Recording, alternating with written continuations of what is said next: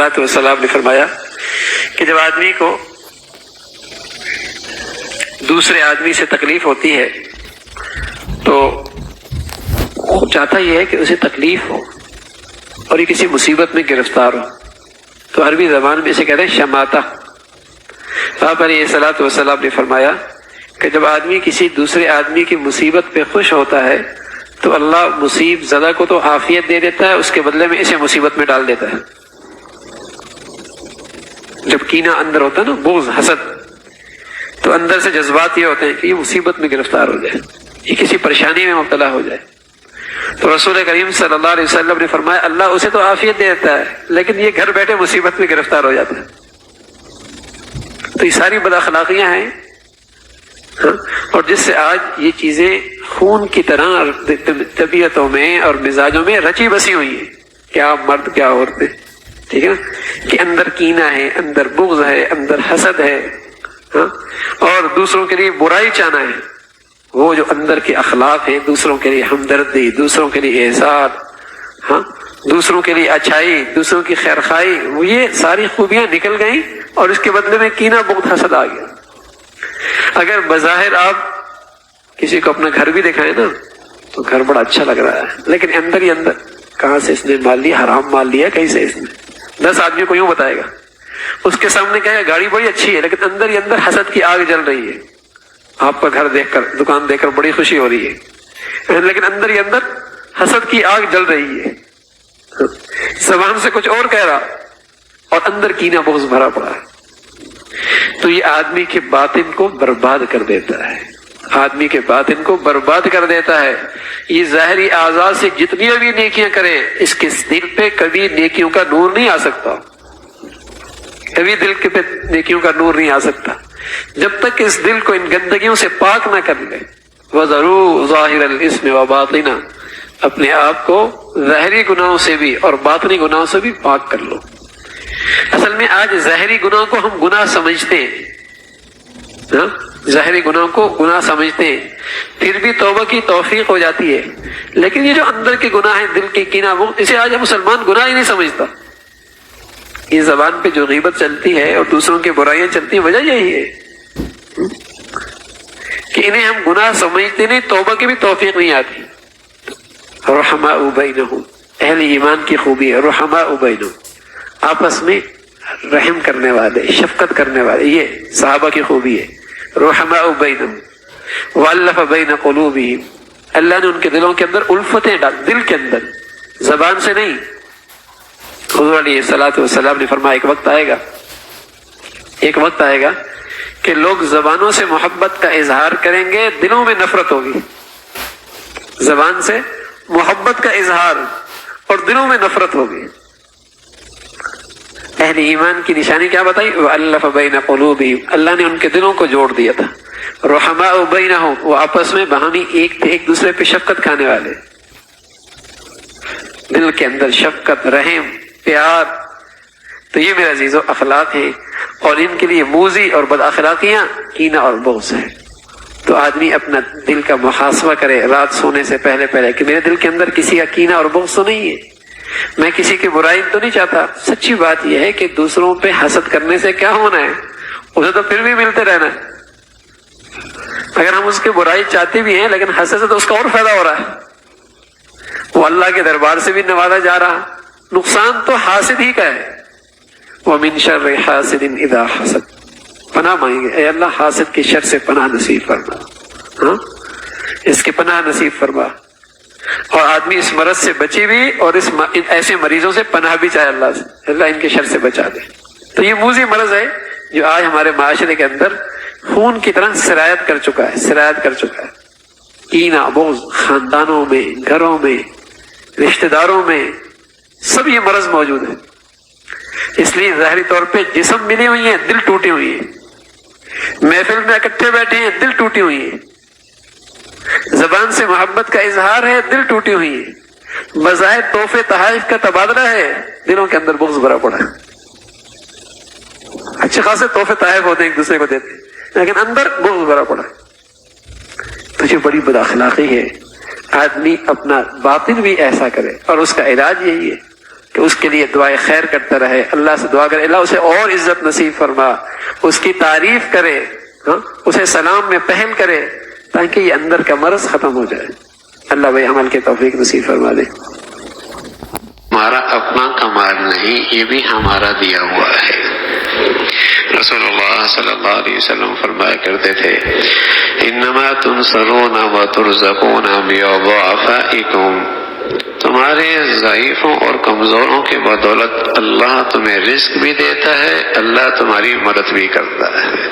کون کس کی قسمت سے کھا رہا ہے؟ بہت سارے لوگ دنیا میں اللہ کے مخزن ہوتے ہیں، جہاں اللہ کا خزانہ آتا ہوا اکٹھا ہو جاتا ہے، اور پھر اس مخزن سے اللہ کا یہ بندہ تقسیم کرتا رہتا ہے۔ جب تک یہ تقسیم کرنے سے نہیں تھکتا، اللہ اس خزانے میں ڈالنے سے نہیں تھکتا، اور جب یہ تقسیم کرنے سے اکتانے لگتا ہے، بخل کرنے لگتا ہے، اللہ اس خزانے کو بند کر دیتا ہے، کسی اور کو مخزن بنا لیتا ہے۔ دنیا میں اللہ کے کچھ مخزن ہیں جہاں اللہ کا خزانہ اکٹھا ہوتا ہے، آسمانوں پہ اللہ بھیجتے ہیں، اور پھر اس کے ہاتھ سے وہ اللہ کے بندوں میں تقسیم ہوتا ہے۔ جب تک وہ نہیں تھکتا تو اللہ اسے یہ سعادت دیتے رہتے ہیں، اور جہاں وہ اکتانے لگتا ہے، بخل کرنے لگتا ہے، اللہ اس مخزن کو بند کر دیتے ہیں، کسی اور کو بنا لیتے ہیں۔ تو فرمایا کہ یہ تمہیں تمہارے کمزوروں کی وجہ سے تمہاری مدد اور نصرت ہوتی ہے۔ انما تنصرون وترزقون بضعفائکم، تو فرمایا نحن نرزقکم وإیاہم، تم کو بھی ہم دیتے ہیں، وإیاہم، اور انہیں بھی ہم دیتے ہیں۔ رزق تو ہمارے پاس ہے، اگر تم نے دانہ بویا ہے گیہوں کا یا چاول کا، تو تم تو ہل چلا سکتے ہو، باڑ لگا سکتے ہو، لیکن منومن مٹی کے اندر سے اس کوپل کا اوپر پھاڑتے ہوئے مٹی کو اوپر آنا تمہارے بس کی بات ہے، اور پھر اس کے اندر پھل کا لگنا، اور پھر اس کے اندر ذائقے کا آنا، اور پھر اس کے اوپر پھولوں کا لگنا، اور پھر اس کے اوپر پھل کا آنا، اور پھر اس کے اندر رنگت کا آنا، اور پھر ذائقے اور توانائی کا آنا، تم تو یہ کچھ نہیں کر سکتے، یہ تو اللہ کا نظام ہے۔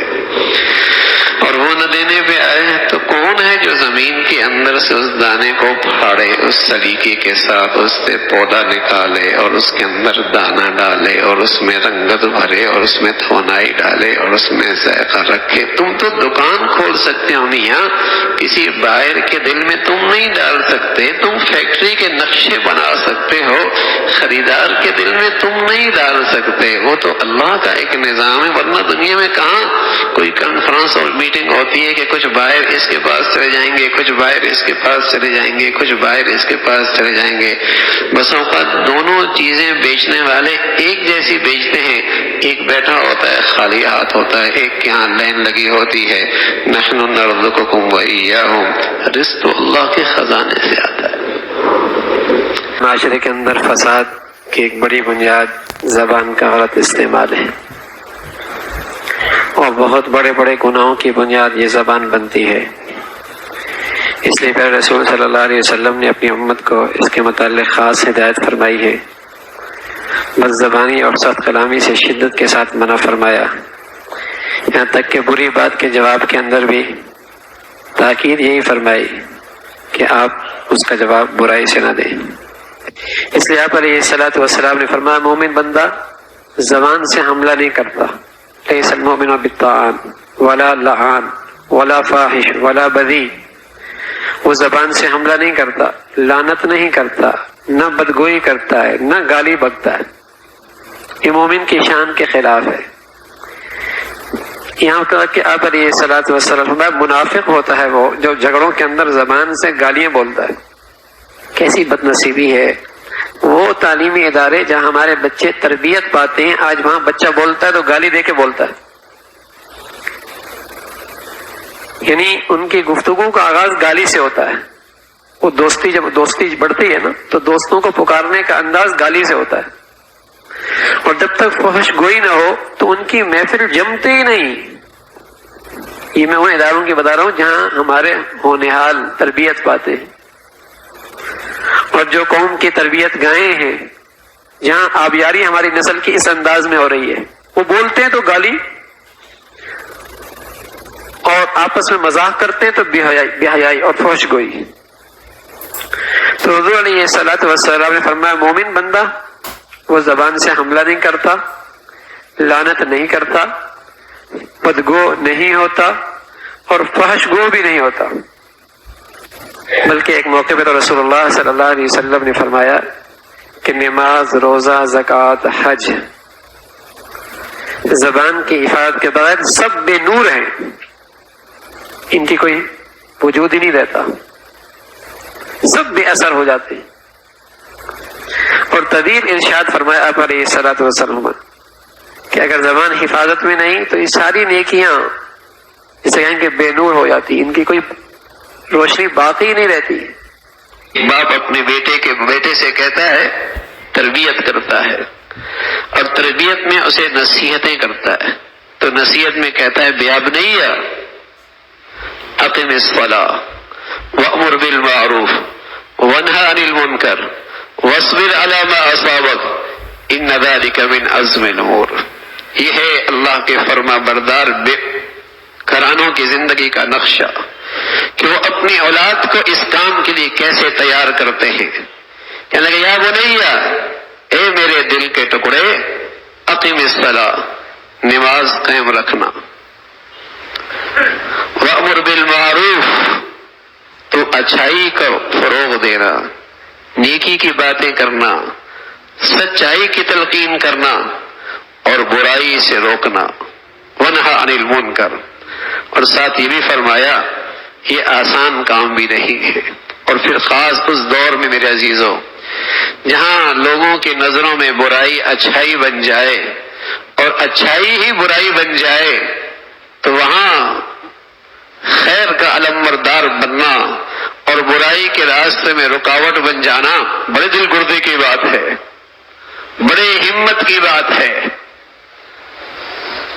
اس لیے کہ اب برائی ایسی ہے اس پہ فخر کیا جا رہا ہے، وہ اسٹیٹس بن چکی ہے، وہ ترقی کا نشان بن چکی ہے، وہ روشن خیالی کی علامت بن چکی ہے۔ فرمایا بیٹے برائی سے روکنا، اچھائی طرف بلانا، لیکن ہے بڑا ہمت کا کام، بڑی ہمت کا کام۔ تو میرے عزیزو، مسلمانوں کی مدد اور نصرت، عزت اور کامیابی کا تعلق اسی سے تھا کہ مسلمان اسلام کا تھا اور مسلمان اسلام کو اپنا سمجھتا تھا اور اس کے تحفظ کے لیے کھڑا ہوا کرتا تھا، پھر اللہ کی مدد اور نصرت بھی آیا کرتی تھی۔ اللہ ہمیں پھر زندگی پہ چلنا ہم سب کے لیے آسان فرمائے۔